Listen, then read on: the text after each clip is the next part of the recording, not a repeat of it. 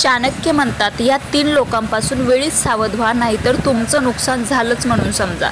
आचार्य चाणक्यांना त्यांच्या ज्ञानातून आणि अनुभवातून जे काही ज्ञात आणि समजले आहे, आचार्य चाणक्यांनी त्यांच्या चाणक्य नीतीमध्ये आपण आपले आयुष्य कसे जगायला हवे याबाबत सांगितलेले आहे.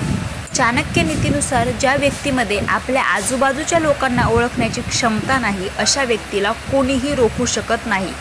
चाणक्य नीतीनुसार व्यक्तीने काही बाबींमध्ये सावधगिरी बाळगणे आवश्यक आहे.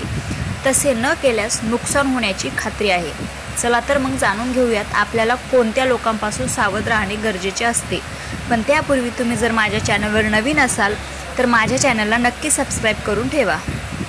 सर्वात पहिलं म्हणजे स्वार्थी लोकांपासून नेहमी सावध राहा.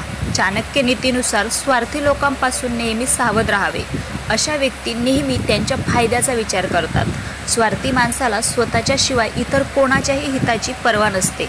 अशा व्यक्तीवर विश्वास ठेवू नये आणि टाळले पाहिजे. ह्या व्यक्ती कधीही तुमचा विश्वासघात करू शकतात.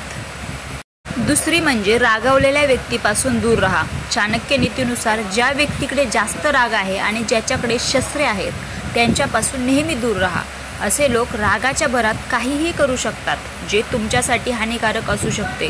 यामुळे तुम्हाला त्रासाला सामोरे जावे लागू शकते. तिसरं म्हणजे जास्त स्तुती करणाऱ्यांपासून दूर राहा. चाणक्य नीतीनुसार चेहऱ्यावर स्तुती करणाऱ्या लोकांपासून दूर राहावे. असे लोक नेहमी स्वतःच्या फायद्याचा विचार करतात. चाणक्य नीतीनुसार जे लोक चेहऱ्यावर स्तुती करतात आणि पाठीमागे वाईट करतात, असे लोक तुमचा विश्वासास पात्र नसतात. रामकृष्ण हरी.